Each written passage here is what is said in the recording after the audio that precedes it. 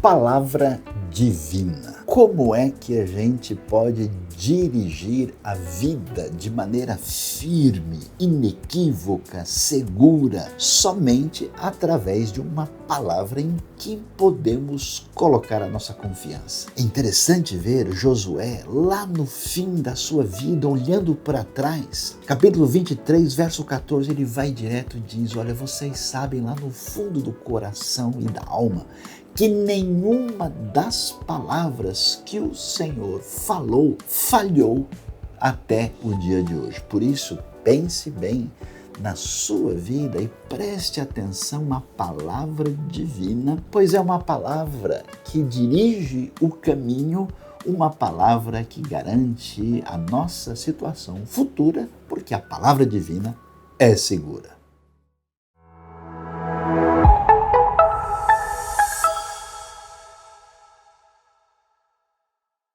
Seja muito bem-vindo à nossa celebração deste domingo aqui na IBNU.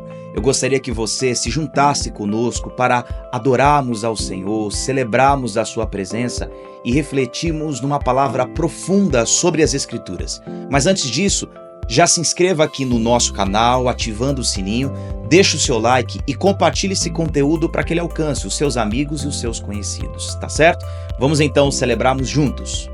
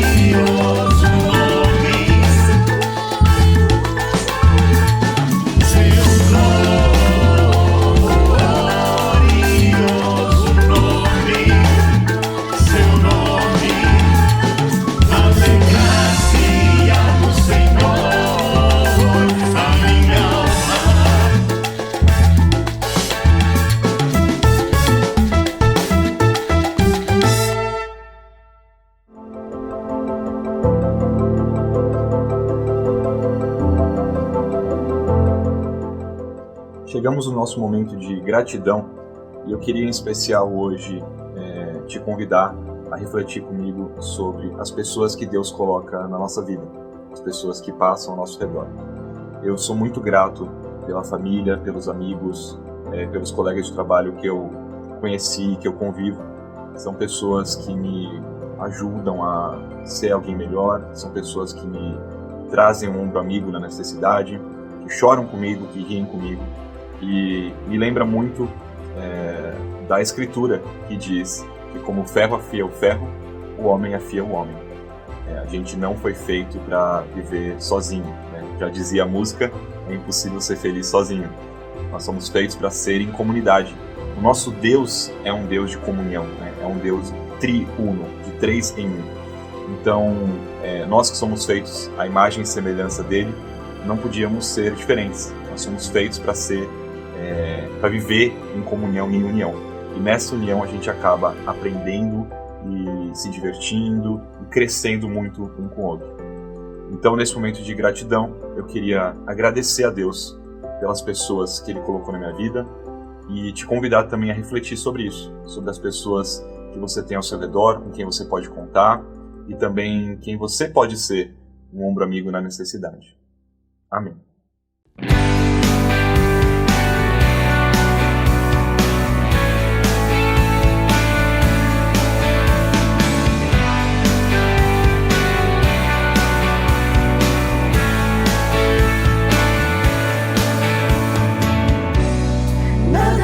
Separar, mesmo se eu me abalar, teu amor não falha.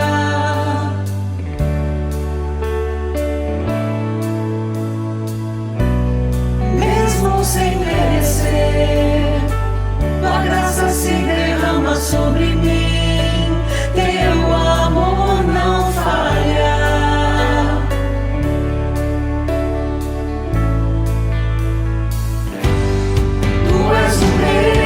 Pra sempre,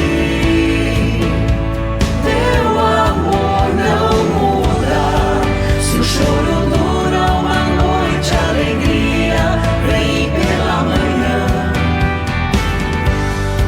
Se o mar se enfurecer, eu não tenho que temer, porque eu sei que me amas.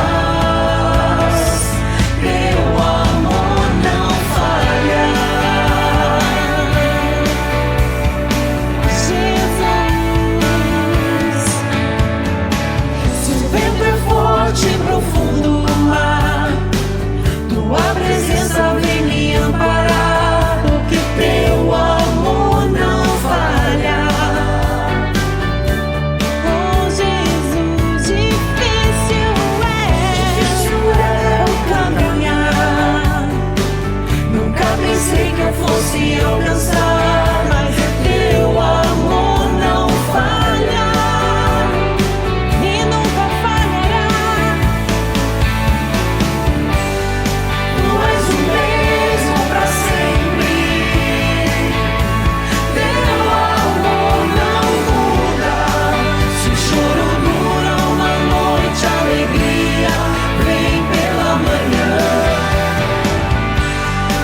Se o mar se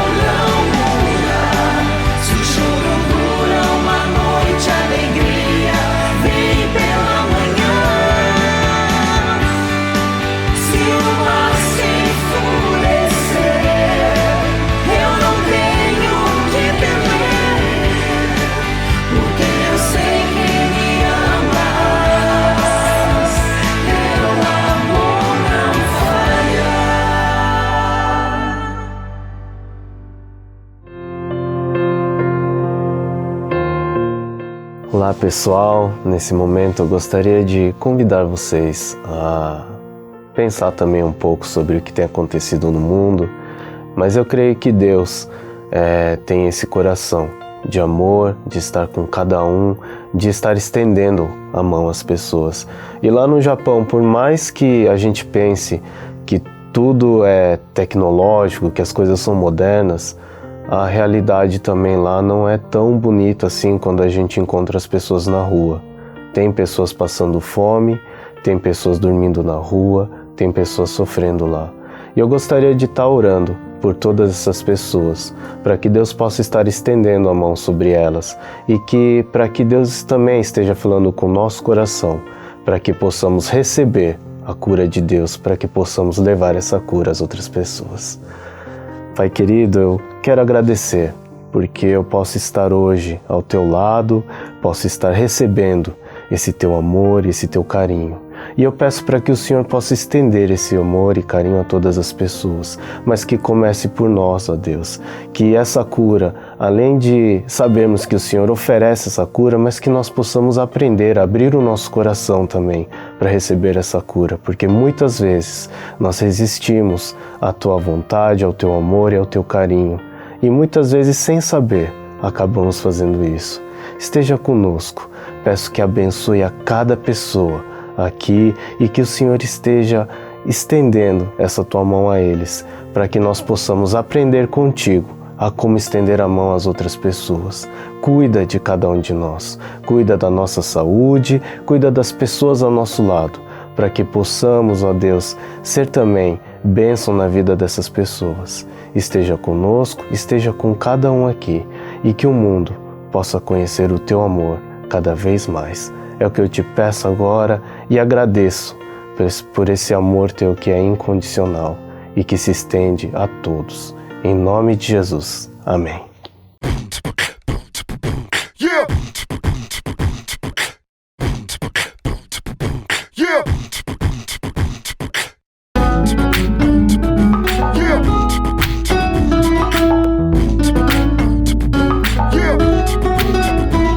Cantai ao Senhor um cântico novo, porque Ele tem feito maravilhas. A sua destra e o seu braço santo lhe alcançaram a vitória. O Senhor fez notória a sua salvação, manifestou a sua justiça perante os olhos das nações. Livrou-se da sua misericórdia e da sua fidelidade para com a casa de Israel. Todos os confins da terra viram a salvação do nosso Deus. Celebra com júbilo ao Senhor todos os confins da terra. Aclamai, regozijai-vos e cantai louvores.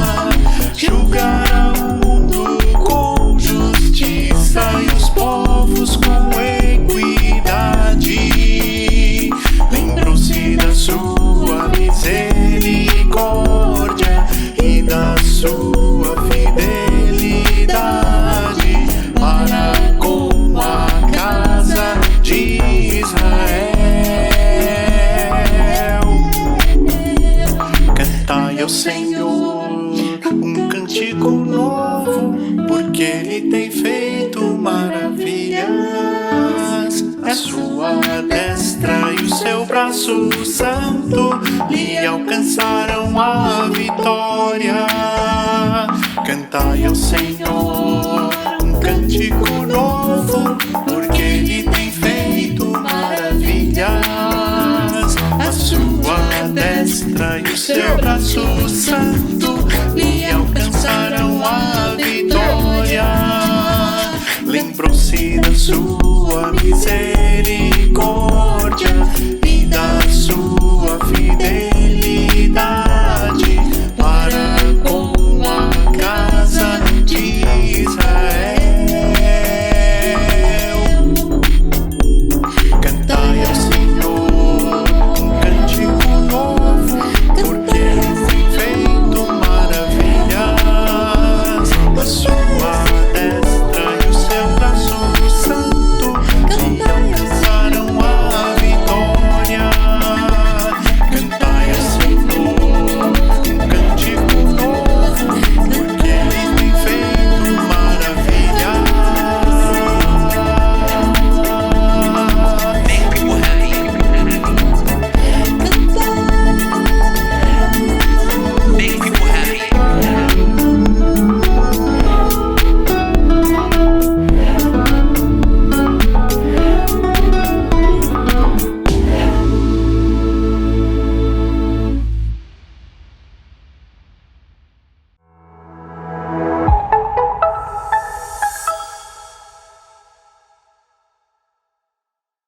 Seja muito bem-vindo a mais um momento de reflexão aqui no canal da IBNU, nesse período que nós estamos pensando e refletindo sobre a adoração. O que é uma adoração genuína? E é lógico, se for falar de adoração, você pode pegar qualquer tema bíblico e qualquer tema que envolva a vida daqueles que querem seguir a Jesus e dizer que aquilo é adoração, porque essa é a realidade. A partir do momento em que nós passamos a entender o papel de Jesus na história da humanidade, desde o seu nascimento até o seu sacrifício, e o que a Bíblia nos apresenta como a mensagem de Deus para a humanidade, ou seja, essa mensagem de resgate dessa humanidade, você vai falar. Então, tudo o que nós fazemos deve refletir a adoração.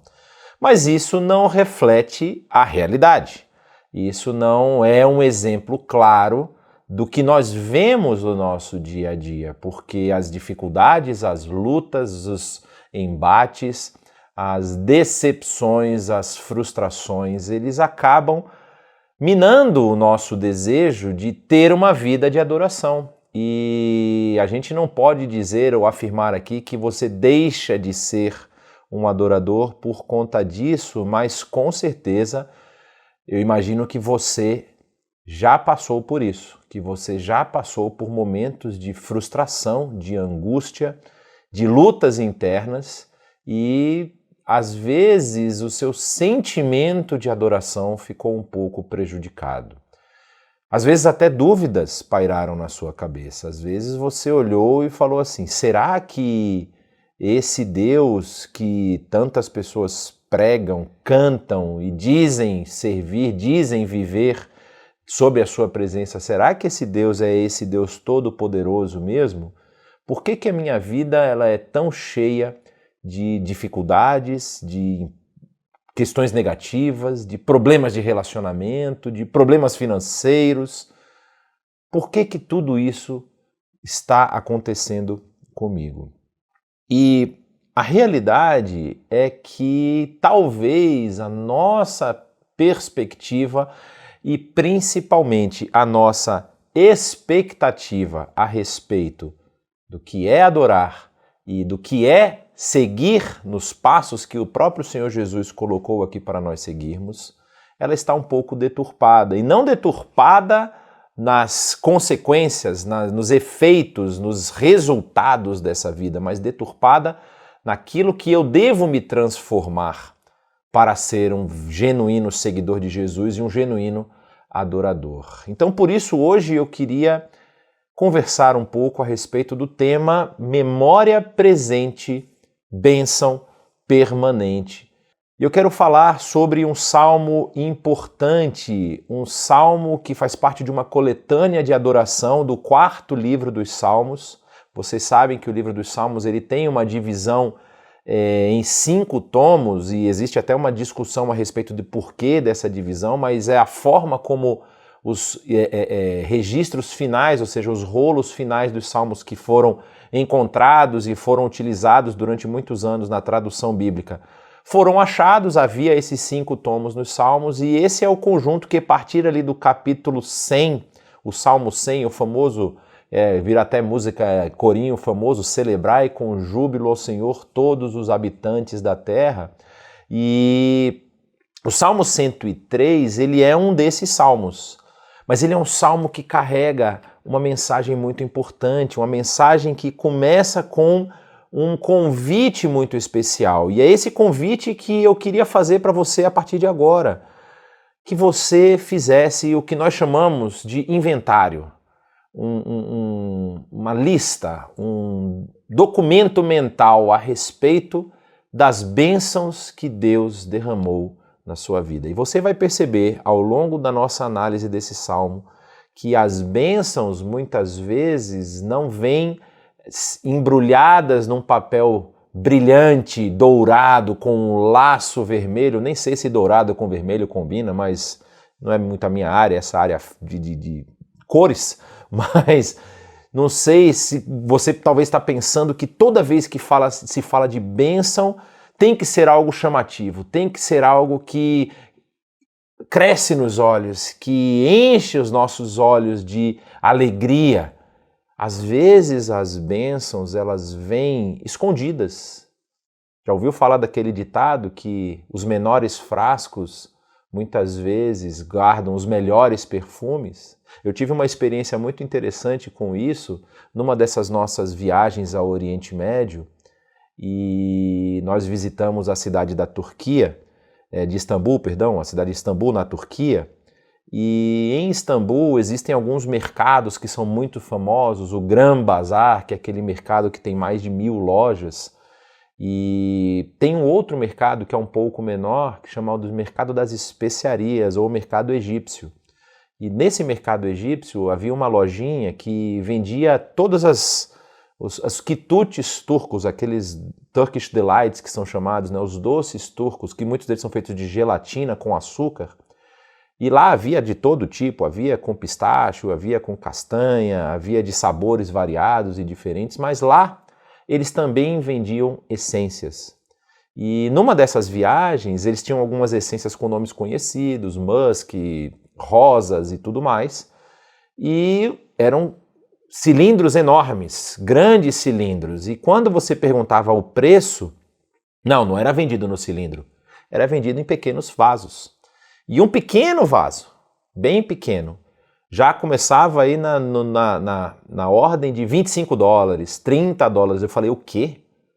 Por um vaso desse tamanho de essência, vocês estão me cobrando $25, $30? Numa dessas passagens lá eu tive a coragem de comprar. Até hoje eu tenho. Já tem alguns anos isso. Até hoje eu tenho. Quando utilizo muito pouco por conta da força da essência, do cheiro forte que ela tem. Uma pequena gota já faz com que o cheiro seja visto e sentido por todos, no caso. E você percebe esse ditado fazendo muito sentido, ou seja, um pequeno vaso guarda ali um grande perfume.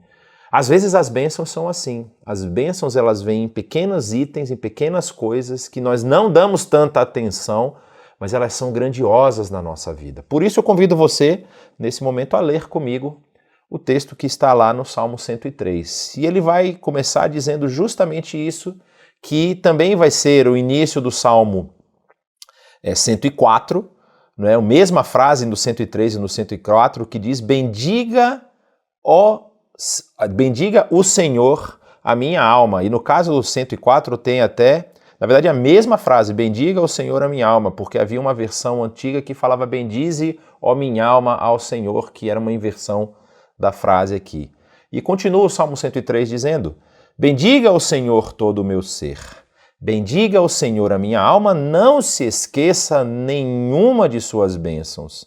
É Ele que perdoa todos os pecados e cura todas as doenças, que resgata a sua vida da sepultura e o coroa de bondade e compaixão, que enche de bens a sua existência, de modo que a sua juventude se renova como a águia. O Senhor faz justiça e defende a causa dos oprimidos. Ele manifestou os seus caminhos a Moisés, os seus feitos aos israelitas. O Senhor é compassivo e misericordioso, muito paciente e cheio de amor. Não acusa sem cessar, nem fica ressentido para sempre. Não nos trata conforme os nossos pecados, nem retribui conforme as nossas iniquidades. Pois, como os céus se elevam acima da terra, assim é grande o seu amor para com os que o temem. E como o Oriente está longe do Ocidente, assim ele afasta para longe de nós as nossas transgressões. Como um pai tem compaixão de seus filhos, assim o Senhor tem compaixão dos que o temem, pois ele sabe do que somos formados. Lembra-se de que somos pó. A vida do homem é semelhante à relva. Ela floresce como a flor do campo, que se vai quando sopra o vento. Tampouco se sabe mais o lugar que ocupava. Mas o amor leal do Senhor, o seu eterno amor, está com os que o temem e a sua justiça com os filhos dos seus filhos, com os que guardam a sua aliança e se lembram de obedecer aos seus preceitos. O Senhor estabeleceu o seu trono nos céus e, como rei, domina sobre tudo o que existe. Bendigam o Senhor, vocês, seus anjos poderosos, que obedecem à sua palavra. Bendigam o Senhor todos os seus exércitos, vocês, seus servos, que cumprem a sua vontade. Bendigam o Senhor todas as suas obras em todos os lugares do seu domínio. Bendiga, ó minha alma, ao Senhor. Esse salmo, ele é um salmo impactante. A primeira frase que está aqui, inclusive na versão NVI, que foi a versão que eu li, no texto da NVI tem como se fosse um subtítulo. Esse subtítulo está no hebraico e ele aparece com o nome Le David. É só isso que aparece lá. Ou seja, é um salmo que é atribuído ao rei Davi. Existe alguma discussão a respeito de se Davi é o autor desse salmo ou se alguém escreveu esse salmo em homenagem a Davi, ou seja, como sendo um salmo da mesma linha dos salmos que Davi escrevia, mas, dadas as circunstâncias que nós encontramos aqui, disso que nós acabamos de ler, dos temas que são trabalhados, muitos estudiosos, e eu aí, inclusive, não me coloco como um grande estudioso, mas como alguém que tem estudado um pouco da história davídica, da história de Israel, eu consigo enxergar esse salmo como sendo um salmo de Davi por conta dos elementos que estão aqui, dos elementos que nós vamos falar já já a respeito do conteúdo desse salmo. E essa obra ela pertence a essa coleção de salmos que são tradicionalmente associados ao maior rei de Israel. E qual é a grande questão desse salmo? Por que nós entendemos ele ser um salmo davídico? Porque é um salmo que apresenta uma reflexão muito madura. Não é um salmo imprecatório, não é um salmo que deseja a morte dos inimigos, não é um salmo que clama pelo resgate do Senhor, como vários outros salmos. Não é um salmo como, por exemplo, nós vemos lá, vou até falar com vocês rapidamente aqui, o salmo de número 51, onde também um salmo davídico, o salmo que Davi fala logo no início: tem misericórdia de mim, ó Deus, por teu amor, por tua grande compaixão, apaga as minhas transgressões. Ou seja, um salmo que demonstra ali um autor consternado pelos seus pecados.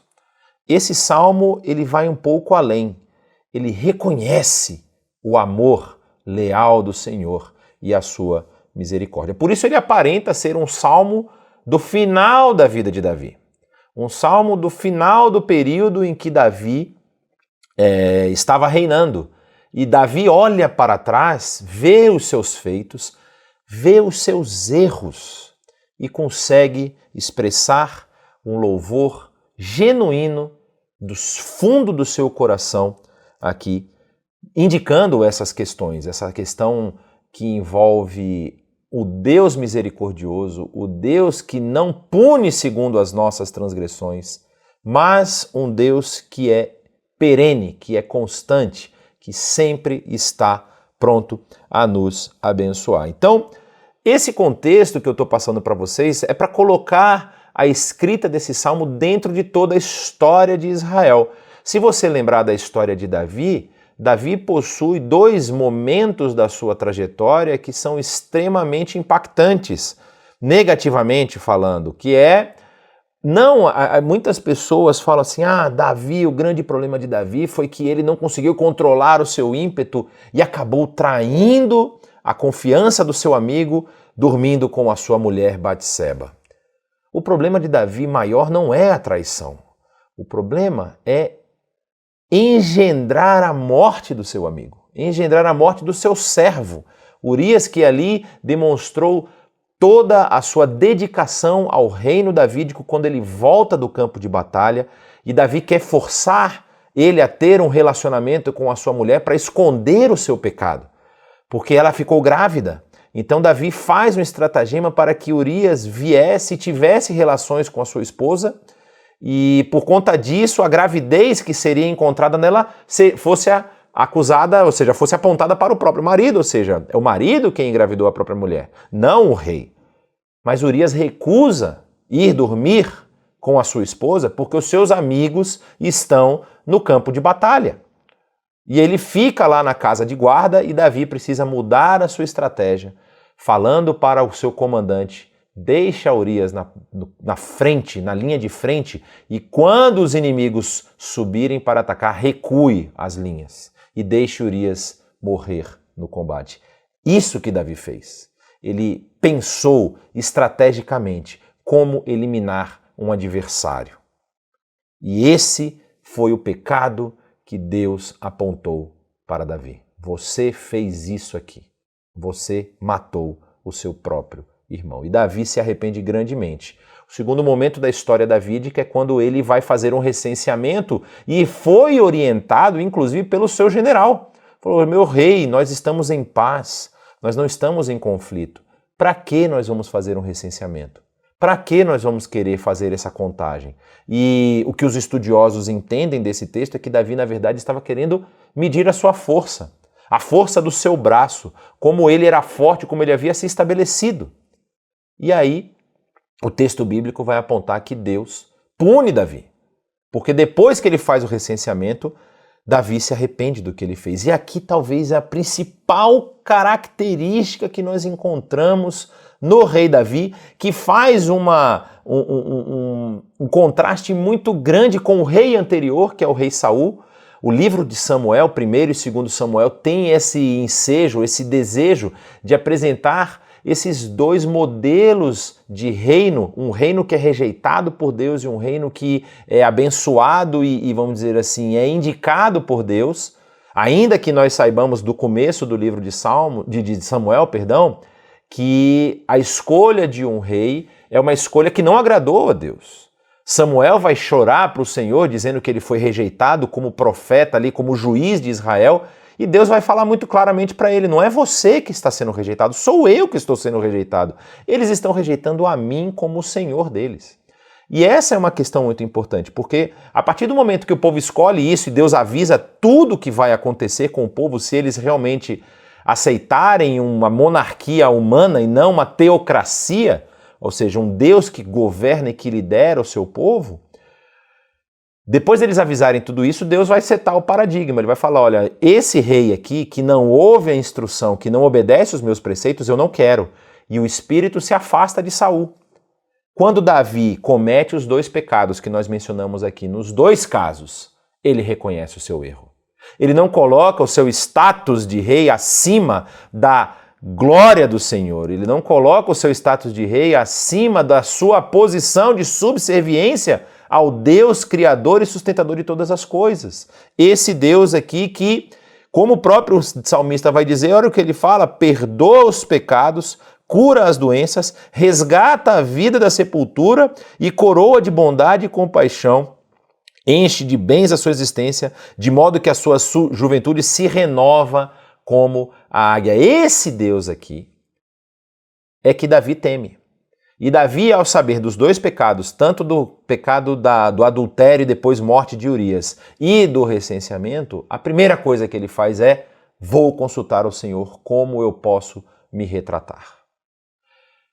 A nossa vida, a nossa luta dentro da dinâmica daquilo que nós temos vivido é uma vida de muitas lutas. Lutas conosco, lutas consigo mesmo, luta com as influências externas, com as inclinações pecaminosas do nosso coração, com a tensão que nós encontramos entre seguir uma vida santa e digna diante do Senhor e todas as oportunidades que nós recebemos das influências externas, das inclinações, na verdade das propostas indecentes que nos são feitas, não é? Você tem ali propostas na área, a gente pode falar no caso de Davi, como ele também sucumbiu a algo assim, na proposta na área sexual, nós temos propostas na área financeira, nós temos propostas principalmente na área psicológica, né? O nosso ego sendo constantemente massageado pelas propagandas, pelo marketing, dizendo que nós podemos adquirir, que nós devemos comprar, que nós devemos levantar ali o nosso status social, e muitos de nós nos endividamos por conta de propagandas que nós acabamos entrando, que nós acabamos aceitando, não entendendo ou não parando para pensar se aquilo que nós estamos querendo adquirir e comprar glorifica a Deus. Ou seja, será que o que eu quero comprar e adquirir é simplesmente para o meu status, para vamos dizer assim, para a minha exaltação no meio dos meus pares, das pessoas que estão ao meu redor? Ou será que eu compro algo para glorificar a Deus? Porque até os nossos bens glorificam a Deus. Não sei se você percebeu aqui no final do Salmo, né? Parece uma coisa meio doida, mas ele diz: bendiga ao Senhor todas as suas obras, em todos os lugares do seu domínio. Ou seja, tudo que Deus criou deve bendizer ao Senhor. Então, quando nós fazemos mau uso daquilo que Deus colocou em nossas mãos, nós não estamos executando isso aqui, nós não estamos bendizendo ao Senhor, adorando ao Senhor. E aí, nessa nossa luta, nós entramos em xeque, nós entramos em vamos dizer assim, numa espiral de autocomiseração, de autoflagelo. Ah, eu não presto para nada, eu não consigo sair dessa rotina, eu não consigo fazer nada para mudar o meu status, quando na verdade deveríamos estar fazendo isso aqui que Davi fez, que é o convite que eu fiz para vocês agora há pouco. Conta as bênçãos, lista as bênçãos, veja a fidelidade do Senhor e você vai se surpreender. Você vai se surpreender com o quanto que Deus fez. Tem um hino muito, muito conhecido, né? Conta as bênçãos, contas quantas são recebidas da divina mão, uma a uma, dize-as de uma vez. Hás de ver surpreso o quanto Deus já fez. E como eu tinha falado a questão do vaso pequeno que recebe os melhores perfumes, muitas vezes a bênção não vai ser algo vistoso. Não vai ser uma troca de veículo, não vai ser uma casa nova, não vai ser uma elevação no trabalho, uma promoção, um curso que você fez. Vai ser o próprio Deus segurando a sua mão em misericórdia para não derramar sobre nós a punição que nós mereceríamos. E aí o que nós vamos ter? Dentro desse contexto, a gente começa esse salmo e ele fala de uma forma muito interessante a principal posição que nós devemos assumir, ou seja, esse louvor pessoal, esse louvor que surge dentro de nós, que nós devemos expressar com a nossa vida, ele traz para nós essa realidade, quanto nós já temos sido beneficiados por Deus. Olha, muito interessante o verso 1, como diz: bendiga o Senhor a minha alma, bendiga o Senhor todo o meu ser. E aqui tem duas palavrinhas muito importantes. Primeiro, é justamente essa ideia de bendizer. A palavra bendizer aqui, no português, né, falar bem de, ou seja, fale bem do Senhor, minha alma. E o verbo no hebraico é um verbo que está no imperativo. Bendize, por isso foi traduzido como bendiga, não é? Porque é um imperativo. Davi está dizendo para a sua alma, vai lá e bendiga o Senhor, faça esse exercício, louve ao Senhor. Louve ao Senhor o quê? A minha alma. Louve ao Senhor o que mais? Todo o meu ser. E aqui o verbo hebraico, o substantivo hebraico, ele é extremamente impactante. É o verbo, o substantivo kereb. E esse substantivo que indica que todo o meu ser, a melhor tradução talvez fosse as minhas entranhas, meu intestino, meu estômago. A gente, depois do período ali, do período medieval, as poesias, foi subindo um pouco o centro das emoções. Ficou agora no coração, o sentimento está no coração. Shakespeare vai falar muito sobre a questão do coração. Mas antigamente o centro dos sentimentos, do desejo, eram as entranhas. E por que é interessante esse substantivo, como eu mencionei? Porque ele aparece, para vocês terem uma ideia, no momento mais importante de Israel. Quando Israel vai se identificar com o seu Deus e vai ver o poder máximo desse Deus sendo máximo para nós, tá? Calma. Mas assim, vai ver o poder que Deus demonstra ali no Egito, diante de um povo muito mais forte, e eles ali como escravos. Esse substantivo vai aparecer quando Deus fala para os israelitas que eles deveriam sacrificar um cordeiro. E ele diz o seguinte, olha, não deve se jogar nada fora desse cordeiro. Vocês devem comê-lo não feito na água e nem cru. Vocês têm que assá-lo no fogo. E quando vocês forem comer, vocês vão comer cabeças, pés e as entranhas. Isso está lá em Êxodo capítulo 12, se você quiser ler depois.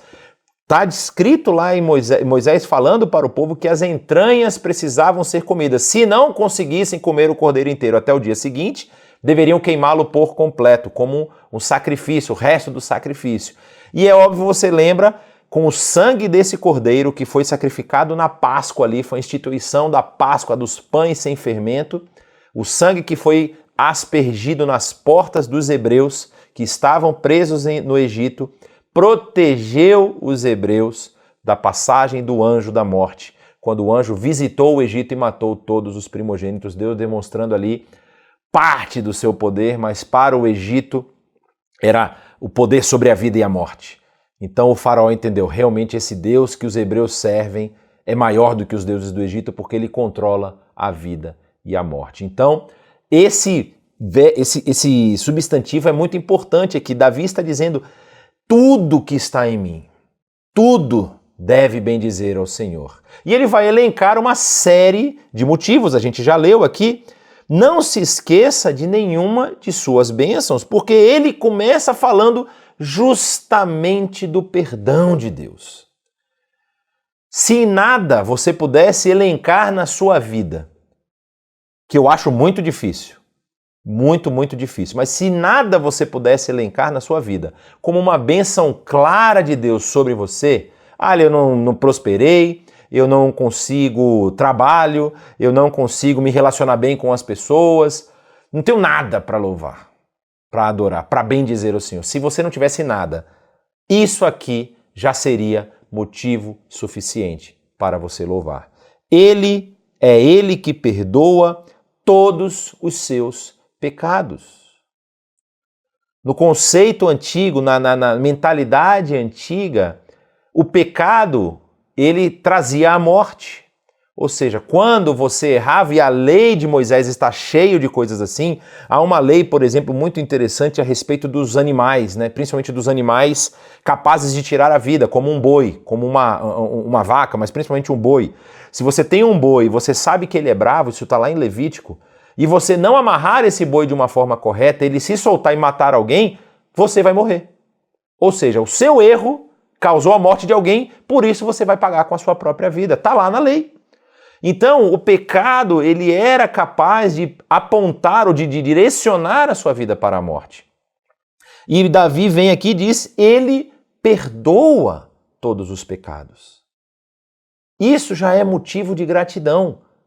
Porque o que a história da Bíblia vai nos mostrar é que por conta do pecado que entrou na humanidade lá no Gênesis e como representante de toda a humanidade ali, Adão e Eva, o casal representante da humanidade, eles carregam agora essa marca por toda a geração, todos nós estávamos condenados. Todos nós estávamos a caminho da sepultura. E a visão hebraica aqui desse momento, principalmente do momento em que Davi está vivendo, é de um lugar onde você está, vamos dizer assim, fixado, você não consegue se libertar, você não consegue nem louvar o Senhor da sepultura, o famoso Sheol, como diz o hebraico. Lá do Sheol não tem louvor, lá do Sheol não tem interação, você fica lá por toda a eternidade. Essa é a visão.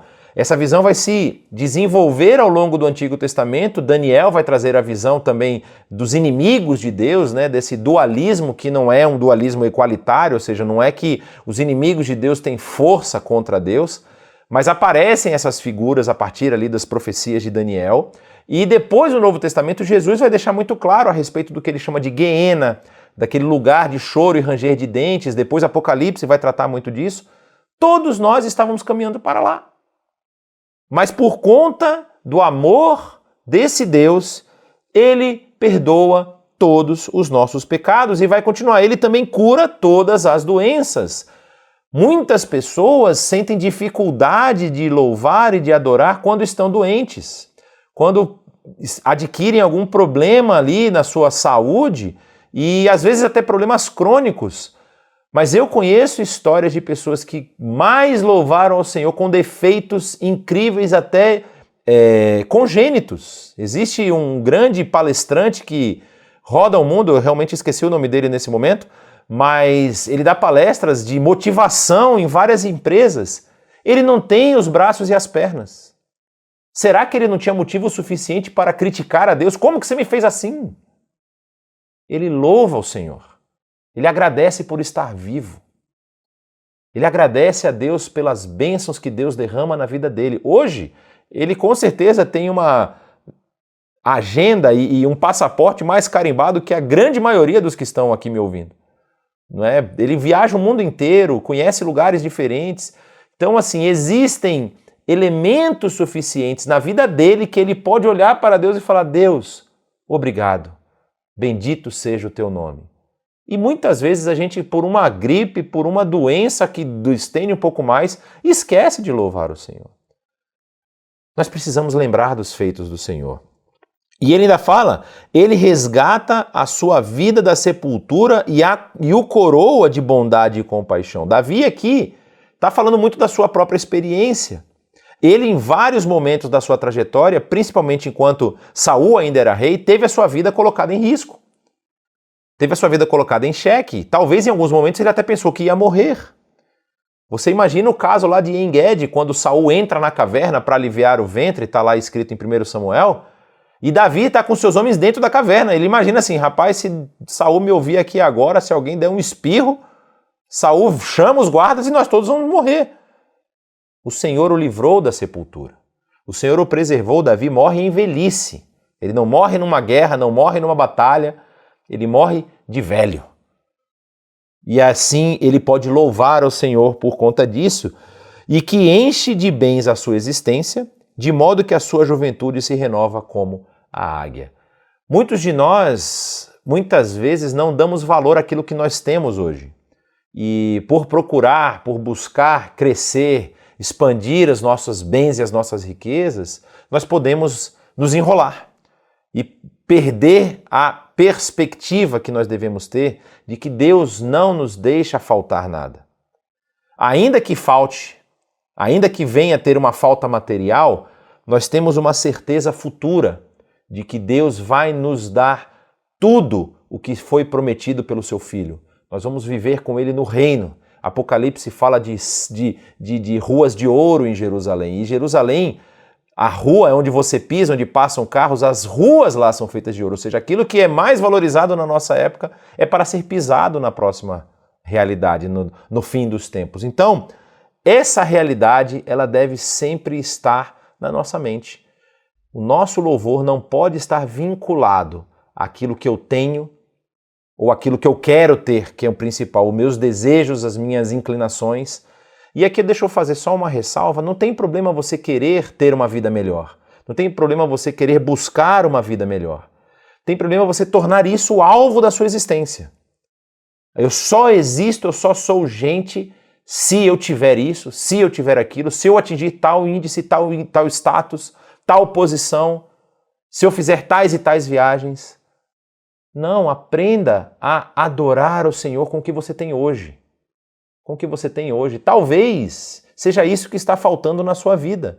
Você reconhecer Deus em todos os seus caminhos com o que você tem hoje. E Deus vai ser benéfico com você, vai ser generoso, vai entregar muito mais do que você merece. Porque Ele já tem feito isso. Nós merecíamos a morte. E Deus nos perdoou de todos os nossos pecados.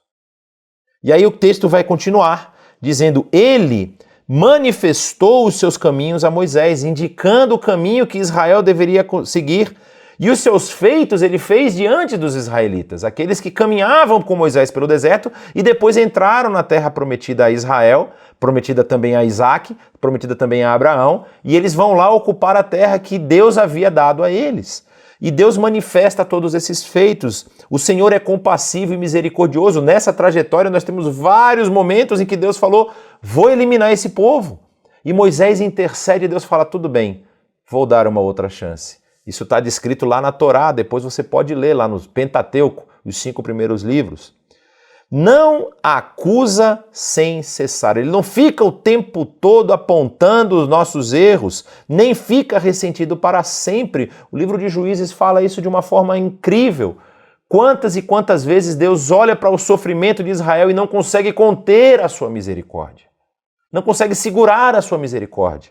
E aí vem o texto que para mim é o texto central desse salmo, quando diz aqui no verso 10, não nos trata conforme os nossos pecados, nem nos retribui conforme as nossas iniquidades.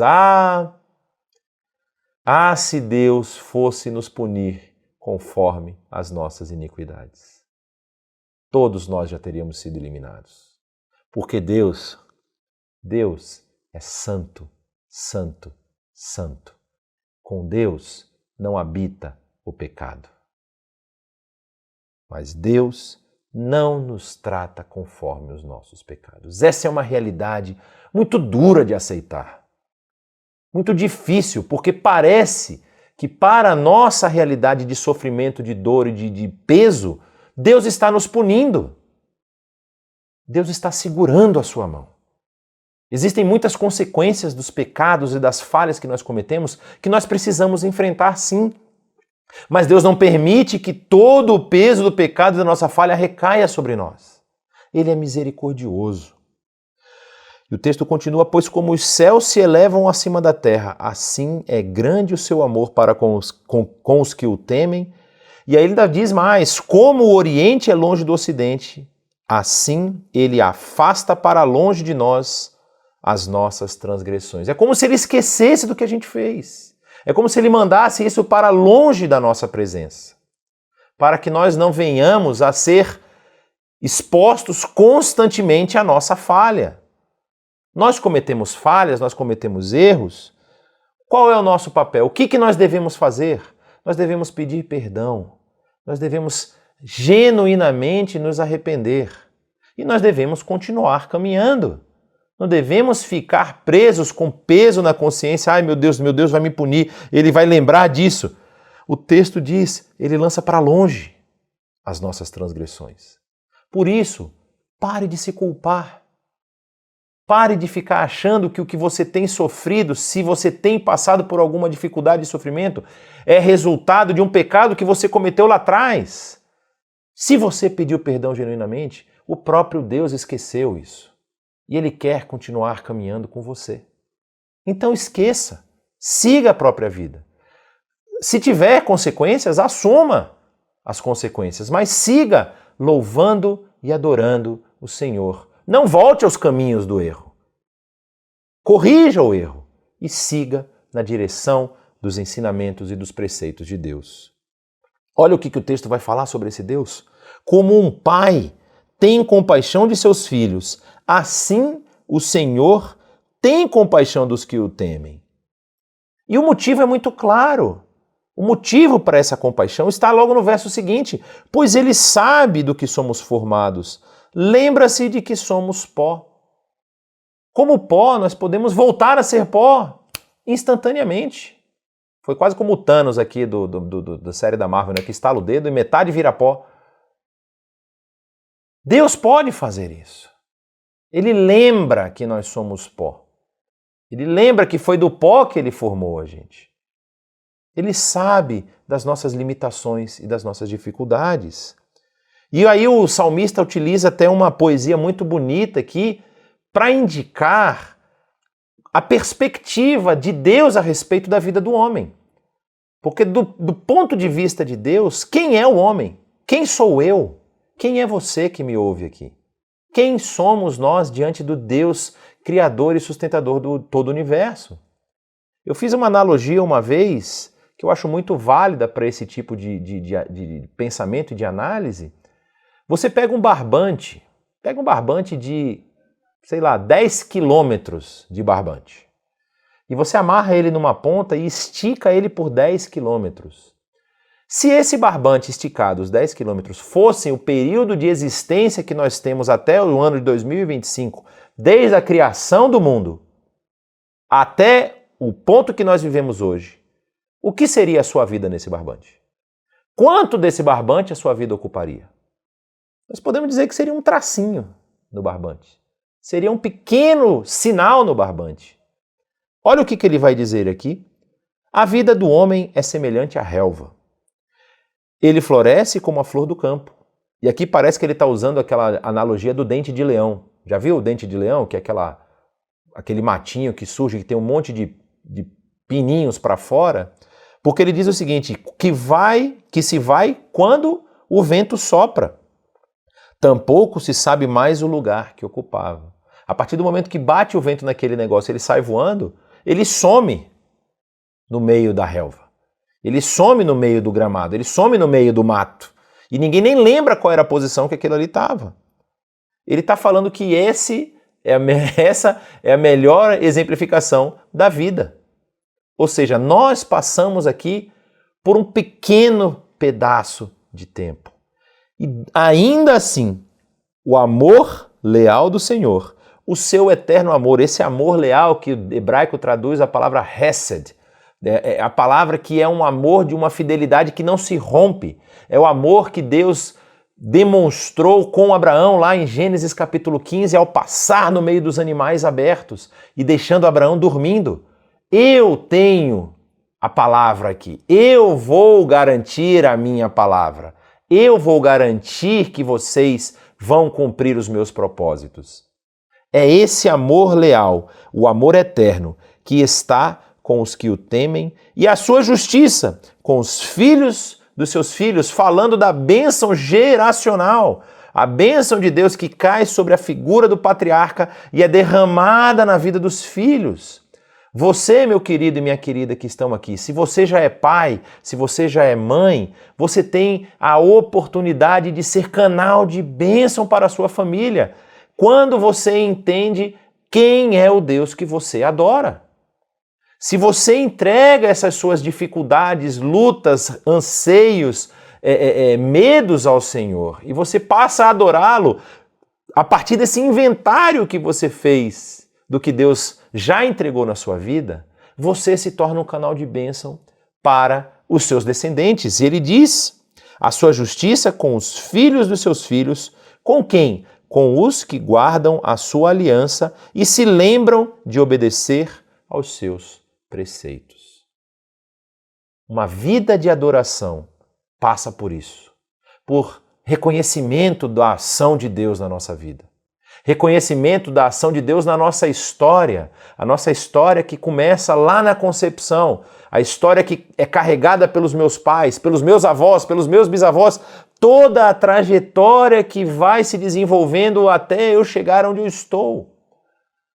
Essa história, ela é mantida e sustentada por esse Deus, para que hoje você estivesse ouvindo essa mensagem, ouvindo isso que o texto bíblico tem a nos dizer. E se você já inclinou seu coração para o Senhor, se você já reconheceu a sua pequenez, a sua incapacidade de salvar-se a si mesmo, arrependeu-se dos seus pecados, das suas falhas, das suas culpas, essas falhas que são carregadas por você por conta da sua humanidade, e você entregou a sua salvação, a sua esperança ao sacrifício de Cristo na cruz, que tem o poder pelo sangue derramado lá, de te libertar da morte, você hoje tem a possibilidade de olhar para trás e buscar, escrutinar, ver quais foram as bênçãos que o Senhor derramou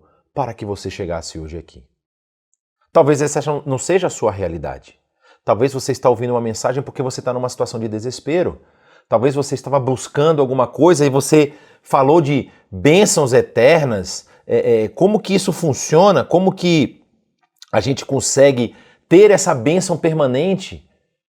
Como que eu mudo a minha história, a minha trajetória? Como que eu mudo aquilo que está para o que minha vida está se encaminhando? Como que eu transformo a minha vida? Você precisa fazer isso.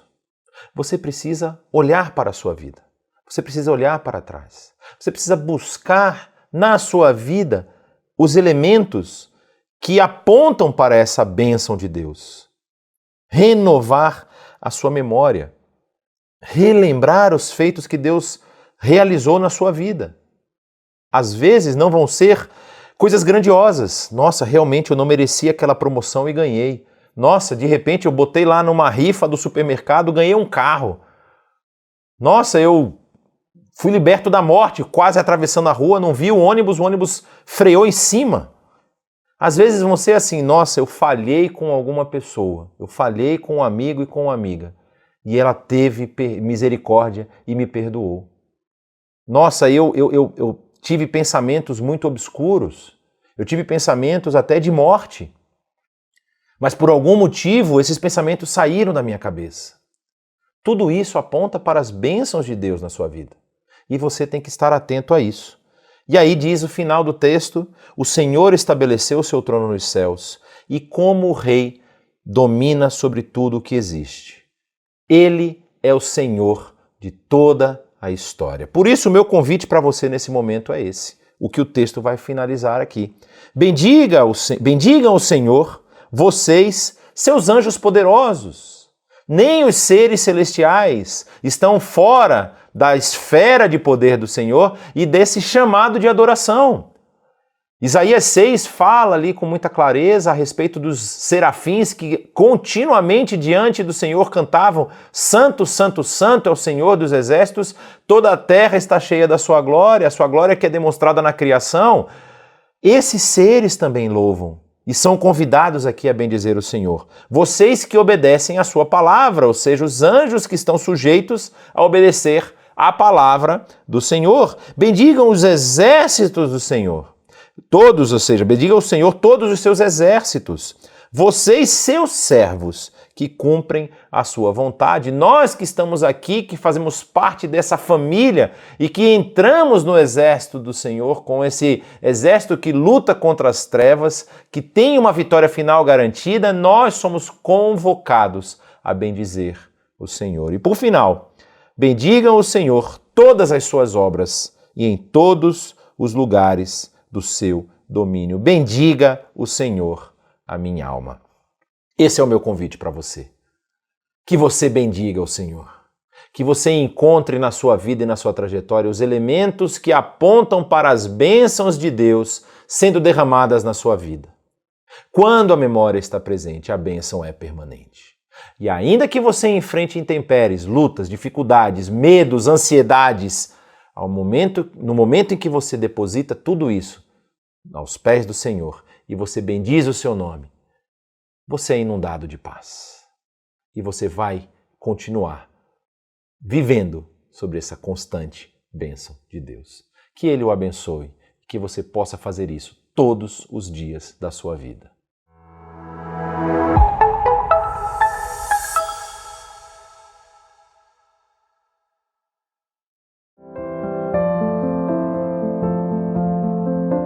Deus tem nos abençoado de maneira especial na nossa comunidade com pessoas dispostas a servir em diversas áreas em São Paulo, no Brasil e no mundo. E graças a Deus por tantas pessoas generosas que têm sentido a direção de Deus de contribuir para a obra do Senhor nesses contextos todos. E olha só que coisa interessante, a gente percebe, que a Bíblia mostra para a gente que mais bem-aventurado, é mais feliz doar do que receber. Quando alguém enxerga a necessidade do reino de Deus, observa todos os projetos que levam graça, perdão, vida, transformação espiritual, social, a gente certamente celebra. Isso é feito com os recursos que são dados de coração por pessoas movidas pelo Espírito de Deus. E nós agradecemos a sua participação e solicitamos que você nos envie a sua oferta, o seu dízimo, a sua contribuição, o seu investimento no reino, que certamente será feito com responsabilidade e com a direção ligado àquilo que envolve o reino de Deus. Obrigado, Senhor, por esse momento. Nós oferecemos isso que está sendo entregue, encaminhado, doado para a expansão do reino de Deus.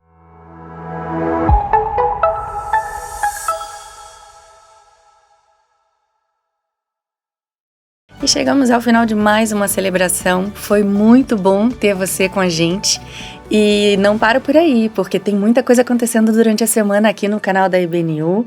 Siga as nossas redes sociais, no Instagram, no Facebook, acompanhe o ensino e a gente se vê semana que vem. Até lá!